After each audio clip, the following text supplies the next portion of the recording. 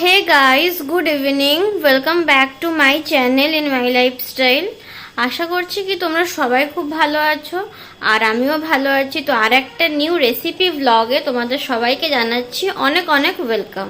তো আজকে আমি আর একটা নতুন ধরনের রেসিপি নিয়ে চলে এসেছি তোমাদের সামনে। আর এতদিন অবধি তোমরা আমার চ্যানেলে স্টিম মোমো দেখেছো, শেজওয়ান মোমো দেখেছো, আর আজকে আমি আর একটা নতুন ধরনের মোমো বানাবো। সে মোমোটার নাম হচ্ছে গন্ধরাজ মোমো। তো আমি তো চিকেন মোমো খাবো না, যেহেতু এখন শ্রাবণ মাস চলছে, তো সেই জন্য আজকে এই যে গন্ধরাজ লেবু দিয়ে ভেজ মোমো বানাবো। এই যে তার জন্য আমি সব রকম এখানে উপকরণ নিয়ে নিয়েছি। আর এখানে কি কি লাগবে আমি তোমাদেরকে সেটাও একবার দেখিয়ে দিচ্ছি। এই যে প্রথমে নিয়েছি, এটা হচ্ছে আদা রসুনকে আমি থেতো করে নিয়েছি। তার সঙ্গে এখানে টমেটো কুচি, পেঁয়াজ কুচি, গাজরকে গ্রেট করে নিয়েছি, প্লাস লঙ্কা কুচি। আর এখানে নিয়েছি হচ্ছে বাঁধাকপিকে এইভাবে কুচো করে কেটে নিয়েছি। আর মোমোর যে ডোটা বানাবো তার জন্য এখানে নিয়েছি ময়দা, নুন, বেকিং পাউডার। আর এখানে নিয়েছি হচ্ছে এইটা দিয়েই তো বানাবো, এটা হচ্ছে গন্ধরাজ লেবু। তো মোমো বানানোর জন্য একটা গন্ধরাজ লেবু যথেষ্ট। আর আমি মোমোর যে ডোটা বানাবো ওটা তো একটু গ্রিনারি থাকবে, তো সেই জন্য এই গ্রিনারি ফুড কালারটা নিয়েছি, গ্রিন কালারের। এই যে, তো এটা তোমরা চাইলে অ্যাভয়েডও করতে পারো, আমি শুধু কালারের জন্যই এটা নিয়েছি। এই যে, আর এখানে নিয়েছি হচ্ছে একটু গোলমরিচ গুঁড়ো, একটু লঙ্কার গুঁড়ো, আর তার সঙ্গে তো এখানে তেল রয়েছে। তো এই কটা জিনিসই লাগবে। তো চলো গাইস, তাহলে রেসিপিটা ফটাফট স্টার্ট করে নিই। আর এদিকে আমি মোমোর পুরটা বানাবো বলে কড়াই গ্যাসে বসিয়ে দিয়েছি, তার মধ্যে দিয়ে দিচ্ছি তেল। তো তেলটা এখন প্রথমে কিছুক্ষণ গরম হবে, তারপরে আমি এর মধ্যে সব জিনিসগুলো আস্তে আস্তে একটা একটা করে দিয়ে দেবো। আর এদিকে তেলটা গরম হয়ে এসেছিল, তো আমি এর মধ্যে দিয়ে দিলাম আদা রসুন যে থেতো করে রেখেছিলাম সেইটা এর মধ্যে দিয়ে দিলাম। দিয়ে এবার এটাকে 2 মিনিট মতন একটু ভালো করে ভেজে নিতে হবে, এইভাবে যে আমি ভাজছিলাম, তো এটাকে ওইভাবেই ভেজে নিতে হবে। তো এবার আমরা এর মধ্যে অ্যাড করব হচ্ছে গাজর গ্রেট করা, তারপরে টমেটো কুচি, পেঁয়াজ কুচি, লঙ্কা কুচি সব একসাথে এর মধ্যে এইভাবে অ্যাড করে দিলাম। দিয়ে এইটাকে 5 থেকে 7 মিনিটের মতন ভালো করে এইভাবে ভেজে নিতে হবে, যাতে একটা কাঁচা যে গন্ধ আছে সেই গন্ধটা যতক্ষণ অবধি না যাবে ততক্ষণ অবধি ভালো করে ভেজে নিতে হবে। 5 থেকে 7 মিনিটের মধ্যেই এটা ভালো করে ভাজা হয়ে যাবে। আর এদিকে দেখো গাইস, 7 মিনিট পরে এইরকমভাবে আমি সবগুলোকে ভেজে নিয়েছি।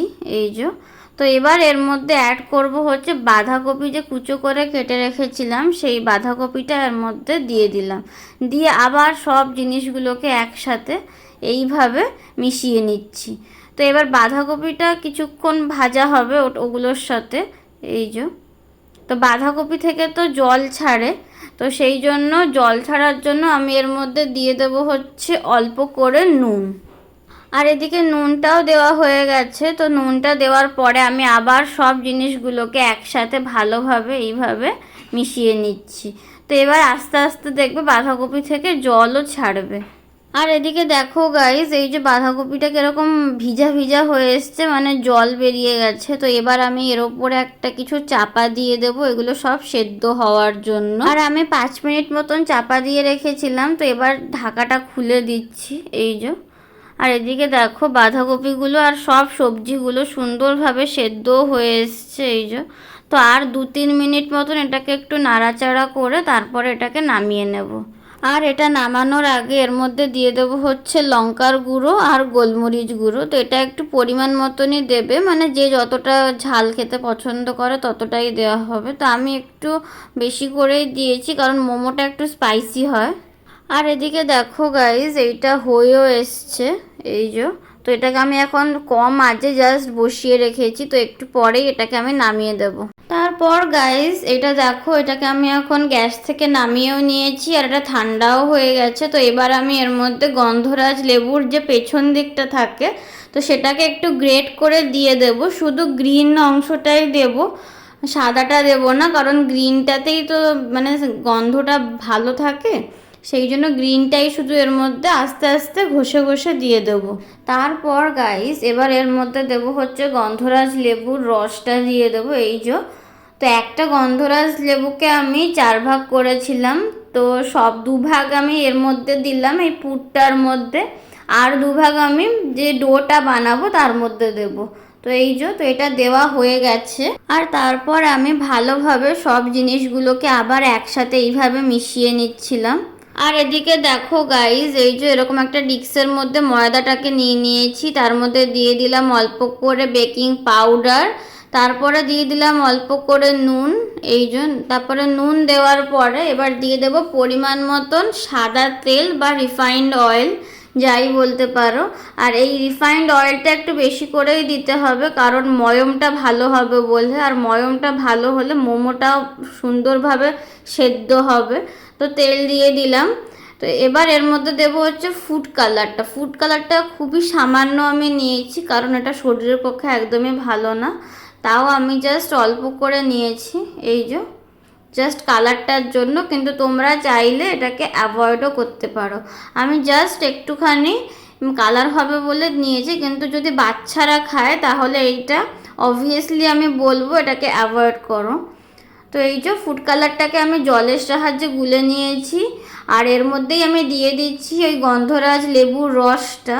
এই যে, তো 2টো গন্ধরাজ লেবু আমি দিয়েছিলাম ওই পুরটার মধ্যে, আর বাকি যে 2টো পিস ছিল সে 2টো পিস আমি এই জলটার মধ্যে দিয়ে দিলাম। তো এই জলটা দিয়েই তো মাখা হবে, তো তাই জন্য আমি এই জলটার মধ্যে গন্ধরাজ লেবুটা দিয়ে দিয়েছি। তো এবার এই দেখো ময়দাটাকে ভালো করে এইভাবে তেলের সাহায্যে ময়ম দেওয়া হচ্ছে, আর ময়মটা খুবই ভালো করে দিতে হবে। আর এই ডোটার ময়মটা যদি ভালো হয়, মোমোগুলোও খুব সুন্দরভাবে সেদ্ধ হবে আর খেতেও ভালো লাগবে। তো এবার এর মধ্যে দিয়ে দিচ্ছি হচ্ছে সেই গ্রিন কালারের যে জলটা ছিল, তো ওই জলটা এর মধ্যে প্রথমে দিয়ে দিলাম। তো দিয়ে এটাকে আবার ভালোভাবে এইভাবে মিক্স করে নেওয়া হচ্ছে হাতের সাহায্যে, আর একটু টাইম নিয়ে এটাকে মিক্স করতে হবে, তাহলে ময়মটা ভালো হবে। তো সেই জন্য আস্তে আস্তে ধীরে সুস্থে এটাকে ভালোভাবে এরমভাবে মেখে নিতে হবে। তো এই যে মেখে নিচ্ছে। আর এদিকে দেখো গাইস, ময়দা মাখাও হয়ে গেছে, এরকম 2টো ডো হয়েছে। তো এটাকে এবার আমি কিছুক্ষণ রেখে দেব। তো কিছুক্ষণ পরে আমি এখানে লেচি কেটে নিয়েছি, আর দেখো এখানে তো লাইট গ্রিন লাগছে, কিন্তু যখন সেদ্ধ হবে তখন একটা হালকা গ্রিনারি ভাব চলে আসবে। তো এবার আমি এটাকে এইভাবে বেলে নেব।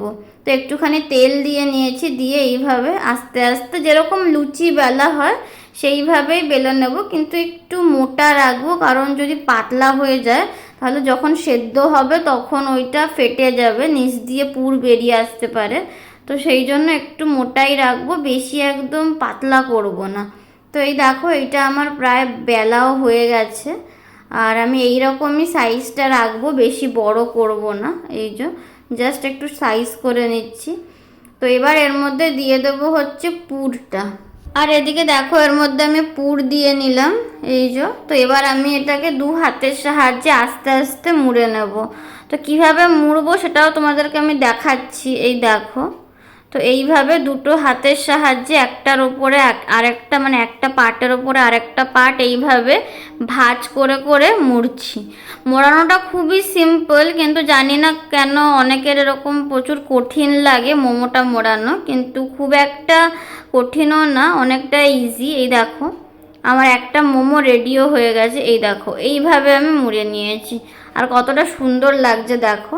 তো একটা মোমো আমার অলরেডি হয়ে গেছে। আর তোমরা তো দেখলেই যে আমি প্রথম মোমোটা কিভাবে করলাম, তো দ্বিতীয় মোমোটাও আমি সেরকমভাবেই করব। তো তার জন্য এখানে বেলা চলছে। এই যে, তো মোমো বানানোটা খুবই ইজি, আমি বাড়িতে প্রচুর মোমো বানাই, তোমরাও চেষ্টা করো, তোমাদেরও ভালো লাগবে। তো এদিকে দেখো আরেকটাও বেলা হয়ে গেছে, এবার আমি এর মধ্যে আবার পুর ভরে দেবো। এই যে পুরটা একটু মানে অল্পই ভরবে, না হলে মোড়াতে অসুবিধা হতে পারে, তো আমি অল্প করে পুর দিয়ে এইভাবে মুড়িয়ে নিচ্ছি। আর এদিকে দেখো তোমাদেরকে আমি আরেকবার দেখিয়ে দিচ্ছি, মোড়ানোটা খুবই সিম্পল। এই যে মোড়ানো হয়ে গেছে, তো আমাদের সেকেন্ড মোমো রেডি হয়ে গেছে দেখো, আর হওয়ার পরে কতটা সুন্দর লাগছে দেখো।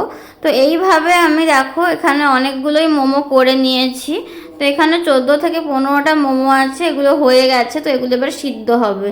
আর এদিকে দেখো মোমোটা আমি বানাবো হচ্ছে এরকম একটা ইডলি ছাঁচে। প্রথমে ইডলি ছাঁচের মধ্যে জল দিয়ে নিয়েছিলাম।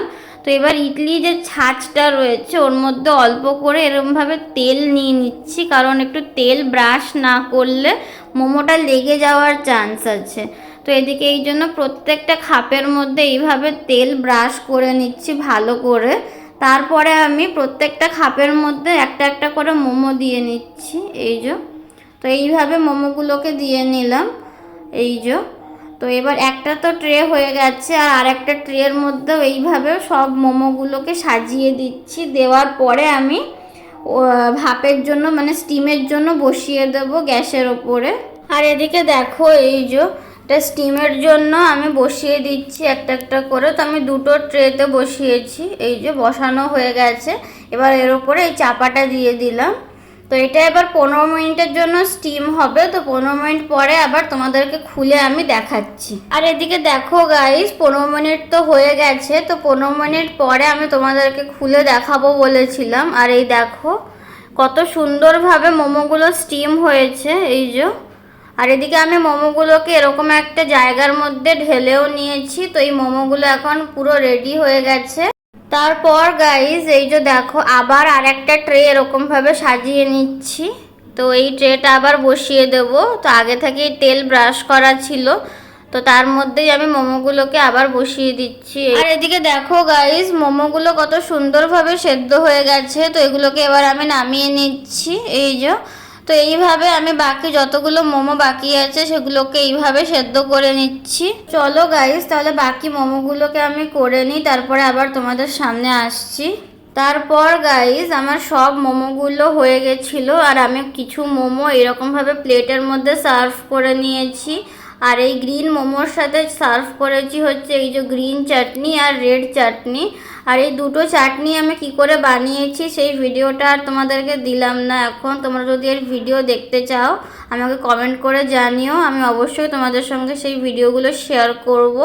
আর এই দেখো আজকের মোমো হয়ে গেছে আমার। আর তোমাদের আজকের এই রেসিপিটা কেমন লাগলো আমাকে অবশ্যই একটা কমেন্ট করে জানিও। যদি ভালো লাগে রেসিপিটা অবশ্যই একটা লাইক শেয়ার সাবস্ক্রাইব কমেন্ট করে দেবে। দেখা হচ্ছে তোমাদের সঙ্গে নেক্সট ব্লগে। সবাইকে টাটা, সবাই খুব ভালো থেকো আর সুস্থ থেকো।